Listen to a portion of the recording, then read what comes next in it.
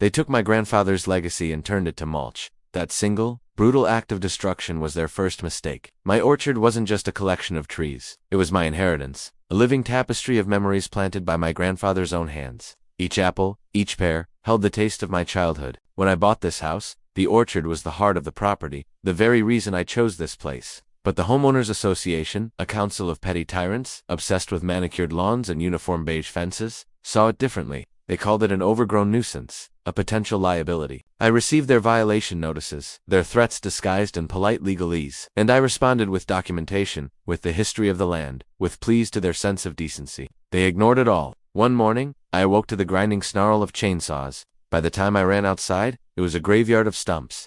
40 years of growth, gone in under an hour. Tears streamed down my face. But beneath the grief, a cold, hard resolve began to form. They had underestimated me. They saw a quiet homeowner. They didn't see the land surveyor and civil engineer, who had spent 20 years navigating the labyrinth of property law. My revenge wouldn't be swift. It would be meticulous, legal, and absolute. I spent the next 6 months buried in county records, plat maps, and dusty easement agreements from the 1970s. And there it was.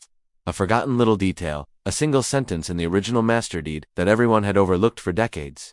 The main road, the sole point of entry and exit for the entire community of 200 homes, wasn't community property. It was a private access easement granted across my land, the same land where my orchard once stood. With my lawyer at my side, I filed the paperwork. The next Monday morning, a beautiful, solid iron gate stood where the road began. My road. A sign was posted. Private property. No trespassing. Panic erupted. Phones rang, cars backed up, and the HOA president, the same man who signed the work order to destroy my trees, stood red-faced, screaming at the unmoving gate. They had no way in, no way out. Ambulances, school buses, residents all blocked. They had cut down my roots, so I took away their path. It took an emergency court injunction and a settlement that cost them a fortune to regain access, but the message was sent. Some things are more sacred than rules. If this story has resonated with you, in that quiet place where memories are kept, a like on this video would mean more than you know. Remember this: never assume a person's silence is weakness. The deepest roots often grow in the quietest ground, and when they are disturbed, they can tear down the very foundations of the world around them.